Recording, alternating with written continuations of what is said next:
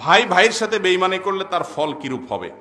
ভাই যদি ভাইয়ের সাথে বেঈমানি করে, ভাই যদি ভাইয়ের হক আদায় না করে, ভাই যদি ভাইয়ের নিমক হারামি করে, কষ্ট দেয়, সম্পর্ক ছিন্ন করে, আল্লাহর জমিনের সবচেয়ে পাপিষ্ঠ মানুষগুলোর ভিতরে একটি এলো। কারণ হাদিসে কুদসিতে আছে, আল্লাহ রাব্বুল আলামিন বলেছেন, যে ব্যক্তি আত্মীয়তার বন্ধনকে ছিন্ন করে আল্লাহ তাআলা তাকে ছিন্ন করে ফেলবেন, আল্লাহ তাকে ছিঁড়ে ফেলবেন।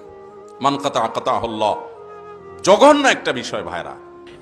আত্মীয়তার সম্পর্কের সবচেয়ে কাছের আত্মীয় হলো বাপ মা এবং সন্তান সন্ততির পর সবচেয়ে কাছের আত্মীয় হলো ভাই বোন। বেশিরভাগ এলাকাতে দেখবেন যে ভাই বোনে খবরদার, ভাইয়ের সম্পদ হয়ে ভাইয়ের সম্পদ অন্য সবার সাথে যাতা, ভাই বোনের সাথে অবশ্যই কি আছে গুতাগুতি, ভাই হয়ে বোনের সম্পদ মেরে দিয়েন না, আরেকজনের হক নষ্ট করে আরেকজনের জমি দখল করেন না। আল্লাহর কসম করে বলে কিয়ামতের ময়দানে আপনি মাপ পাবেন না।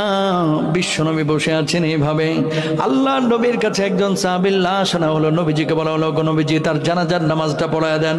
আল্লাহর নবী বললেন, না, তার জানাজার নামাজ আমি পড়াবো না। সাহাবীরা বললেন, ওগো নবীজি, কেন তার জানাজার নামাজ আপনি পড়াবেন না?